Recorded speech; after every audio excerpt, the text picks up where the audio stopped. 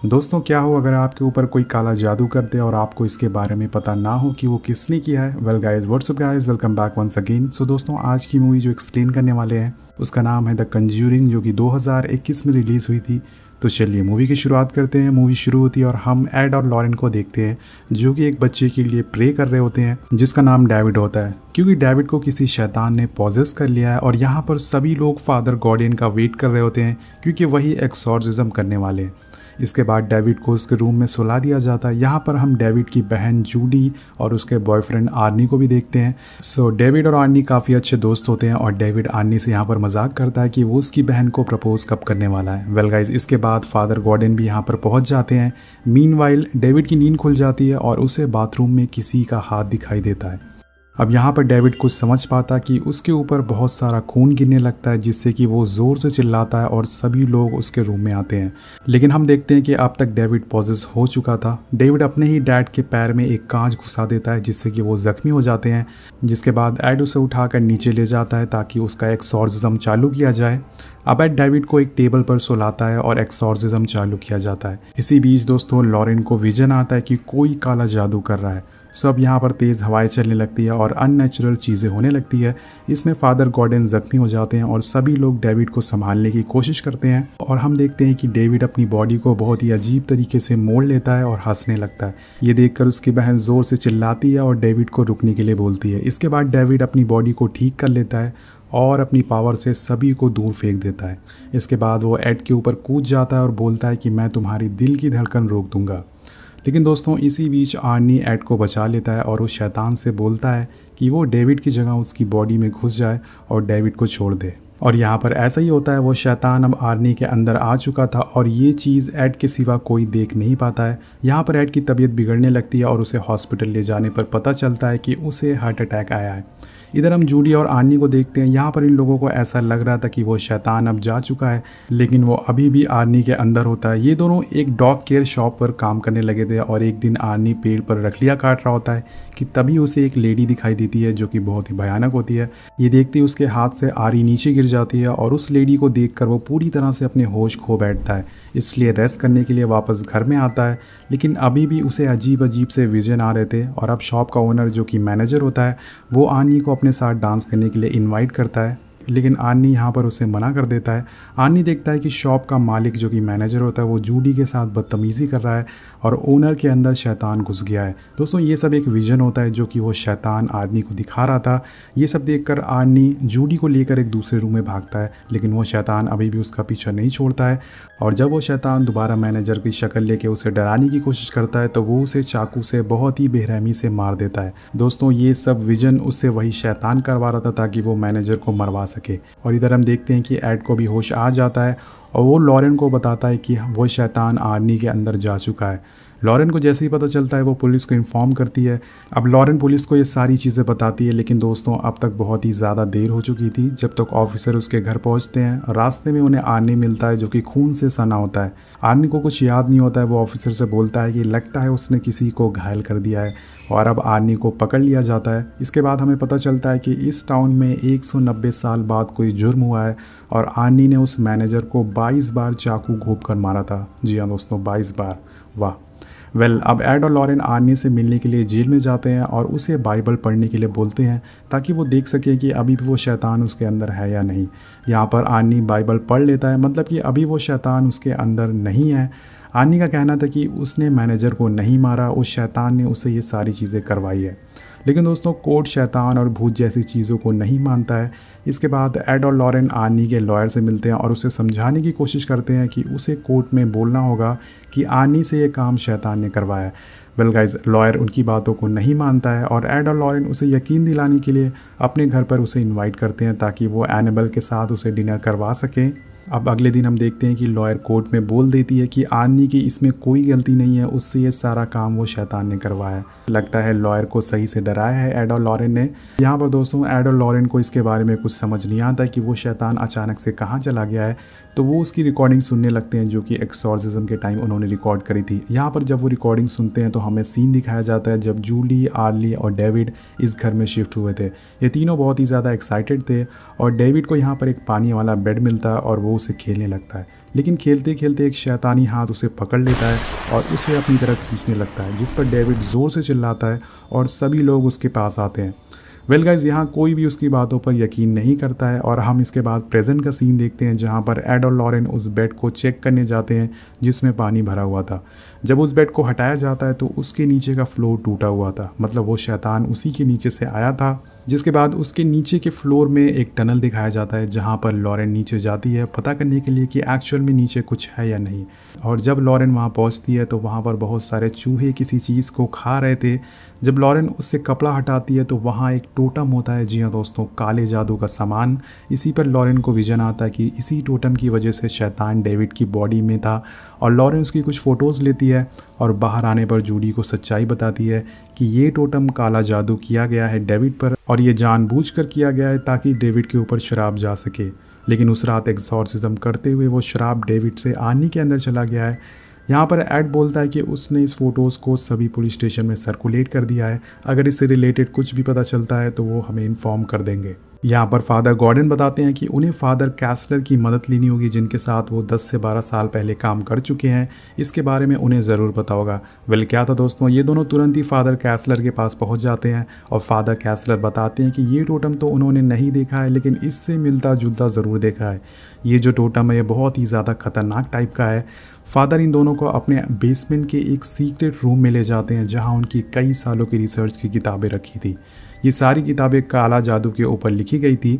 Father यहाँ पर इनको बताते हैं कि 9 साल से इन पर वो रिसर्च कर रहे हैं और उन्हें पता चला है कि कुछ लोग जो कि शैतान की पूजा करते हैं और बलिदान देते हैं अपने खून को गंवाकर। और जब इनके कबीले के ऊपर ट्रायल शुरू किया गया और जो इस ट्रायल का जज था उसकी वाइफ प्रेग्नेंट थी, और जब ट्रायल पूरा हुआ तो उसकी वाइफ ने बच्चे को जन्म दिया 6 हफ्ते पहले। और जब वो बच्चा बाहर आया तो हम देखते हैं कि वो बच्चा मरा हुआ था और उसके अंदर से, उसकी बॉडी में से उसका दिल भी बाहर था, जो कि बहुत ही भयानक था।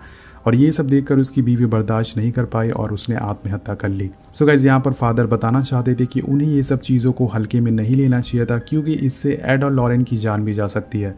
वेल, इसी पल हम आनी को देखते हैं, जिसे वो शैतान डराने की कोशिश करता है और अगले पल ही वो शैतान उस पर हमला कर देता है। लेकिन ये सब उसका एक वहम होता है और हम देखते हैं कि एक लेडी जो कि आनी की फ़ोटो लेकर ये काला जादू कर रही थी। यहाँ पर सीन शिफ्ट होता है और एड और लॉरेन के पास एक कॉल आता है और ये कॉल होता है ऑफिसर का।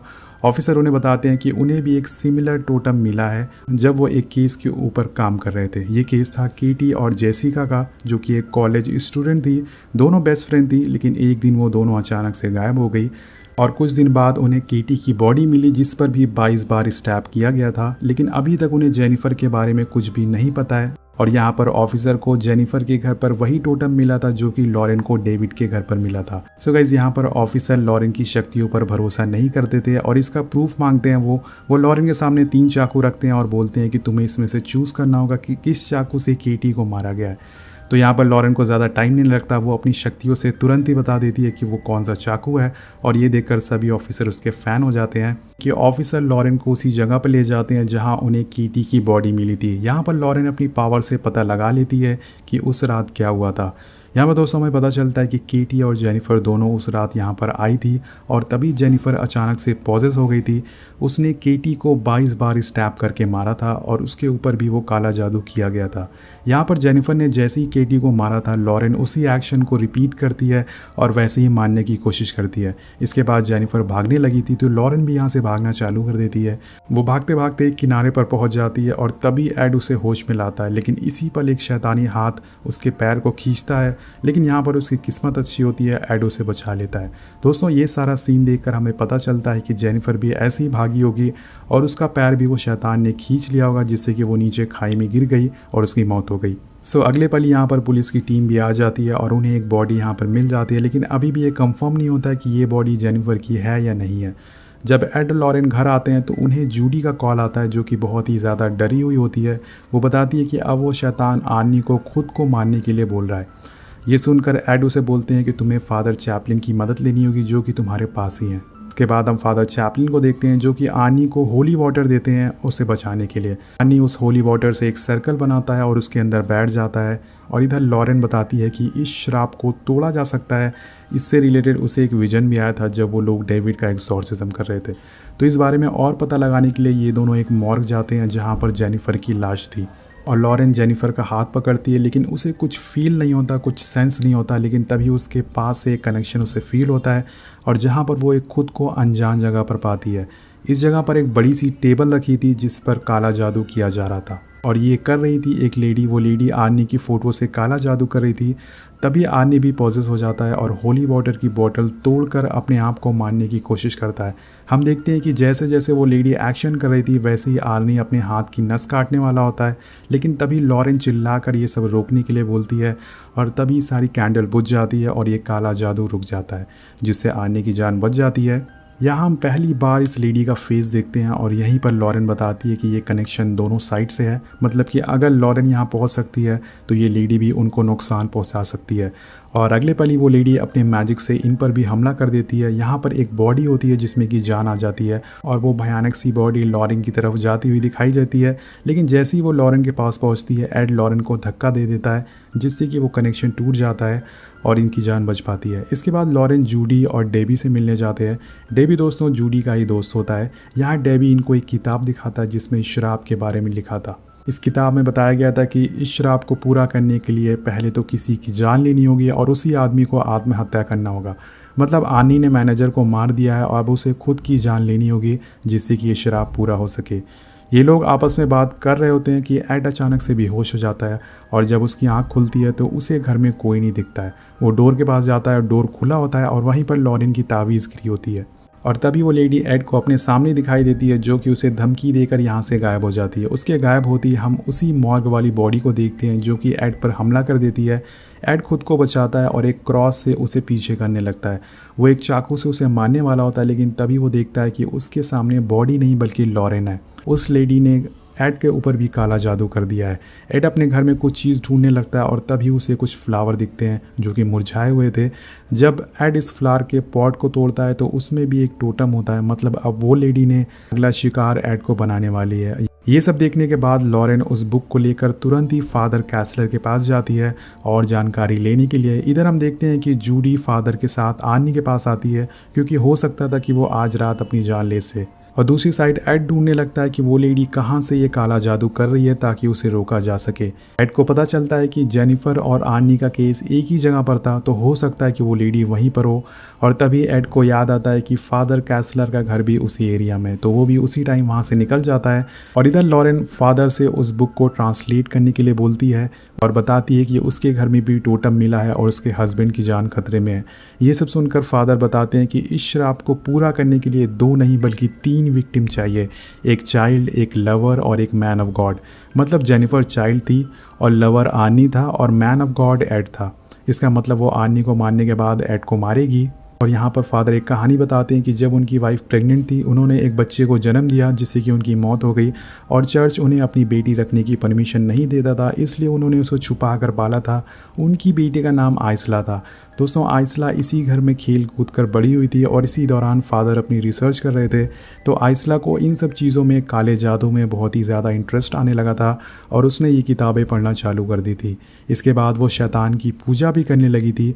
और यहाँ हमें पता चलता है कि जिस लेडी को हम बार बार देख रहे थे वो कोई और नहीं बल्कि फादर की बेटी थी। ये बात फादर ने लॉरेन से छुपाई थी क्योंकि वो नहीं चाहते थे कि उनकी बेटी को नुकसान पहुंचे। फादर बताते हैं कि आइसला नीचे टनल में खेलती थी, तो हो सकता है कि वो टेबल जिस पर काला जादू किया गया हो वो नीचे ही हो। इसी पर हम देखते हैं कि आइसला यहाँ आ जाती है और अपने डैड को गला काट कर बहुत ही बेरहमी से उन्हें मार देती है। ये देखते ही लॉरेन नीचे टनल में भागती है जहाँ उसे वो टेबल मिल जाता है। दोस्तों यहाँ पर मैं आपको बता दूँ कि अगर इस श्राप को तोड़ना है तो इस टेबल को भी तोड़ना होगा, तभी ये श्राप टूट पाएगा। इसलिए लॉरेन इस टेबल को हटाने की कोशिश करती है, लेकिन ये बहुत ही ज़्यादा भारी होता है। और इसी दौरान आइसला भी यहाँ पर आ जाती है। इधर हम देखते हैं कि एड भी यहाँ पर पहुँच चुका है और यहाँ पर अब लॉरेन को अपनी जैसी हमशक्ल की लड़कियाँ दिखने लगती है जो कि उसे मारने की कोशिश करती है। लॉरेन उसे भागती है, लेकिन आइसला उसे दोबारा पकड़कर उसे मारने की कोशिश करती है, लेकिन लॉरेन उसे एक पत्थर से मारकर अपनी जान बचाकर यहाँ से भाग जाती है। इसी पर एड भी एक हथौड़ा लेकर यहाँ पहुँच जाता है और लॉरेन को अपनी तरफ आता हुआ देखता है। लेकिन दोस्तों ये लॉरेन नहीं आइसला होती है जो कि कोई चीज़ उसके मुंह पर फूंक कर एड को भी पॉजेस कर देती है। सो अब एड भी पॉजेस हो जाता है और पॉजेस होने के बाद वो हथौड़े से सभी चीज़ को तोड़ने लगता है। वो लॉरेन को मारने की कोशिश करता है। इधर हम देखते हैं कि आइसलॉ फिर से अपना काला जादू चालू कर देती है और उसके मंत्र पढ़ते ही आर्नी भी पॉजेस हो जाता है। यहाँ पर तेज़ हवाएं चलने लगती है और आर्नी हवा में उड़ जाता है। वो अपने आप को मारने की कोशिश करता है लेकिन जूडी उसका हाथ पकड़ लेती है। और इधर हम देखते हैं कि एड उस हथौड़े से हर चीज़ को तोड़ने लगता है। वो जैसे ही लॉरेन को मारने की कोशिश करता है कि लॉरेन उसे याद दिलाती है कि कैसे वो लोग 30 साल पहले एक थिएटर में मिले थे जहां एड काम करता था। इसके बाद वो दोनों ने किस किया था और ये सारी बातें याद आने पर एड अपने आप को कंट्रोल करता है और उस हथौड़े से टेबल को बीच में से तोड़ देता है, जिससे कि वो टेबल टूटते ही नीचे गिर जाता है। और हम दूसरी साइड देखते हैं कि आर्नी भी वापस ज़मीन में गिर जाता है, जिससे कि उसकी जान बच पाती है। सो यहाँ पर ये शराब ख़त्म हो गया था। इसके बाद आइसला लॉरेन के सामने आती है लेकिन तभी उसकी बॉडी की हड्डियां टूटने लगती है। दोस्तों, उसने शैतान से वादा किया था कि वो एक सोल देगी, लेकिन वो ऐसा नहीं कर पाई, इसलिए शैतान उसकी सोल को नर्क में ले जाने आया है। इसी पल आइसलॉ की शक्ल की एक और शैतान यहाँ पर आती है जो कि उसे बहुत ही बुरी तरह से मार देती है और यहाँ पर खेल ख़त्म हो जाता है। अब एड और लॉरेन यहाँ से बाहर निकलते हैं और हम देखते हैं कि एड को फिर से दिल का दौरा आने लगता है, लेकिन वो पिल अपने घर पर भूल चुका है। लेकिन तभी लॉरेन अपना लॉकेट खोलती है और उसमें से पिल निकाल कर एड को दे देती है, जिससे कि उसकी जान बच पाती है। लास्ट में हमें दिखाया जाता है कि आर्नी को 5 साल की सज़ा होती है और वो जेल में ही जूडी से शादी कर लेता है। अब वो आज़ाद हो चुका है और अभी भी वो जूडी के साथ है। इसके बाद हमें एड और लॉरेन की कुछ रियल फुटेज दिखाई जाती है जो कि मूवी में यूज़ की गई है और यहीं पर मूवी ख़त्म हो जाती है। वेल गाइज, आपको मूवी कैसी लगी नीचे कॉमेंट करके ज़रूर बताइएगा। सबसे इंपॉर्टेंट चीज़, चैनल को सब्सक्राइब करिएगा, बेल आइकन ज़रूर दबाइएगा। मिलते हैं आपसे अगली वीडियो में। Peace out.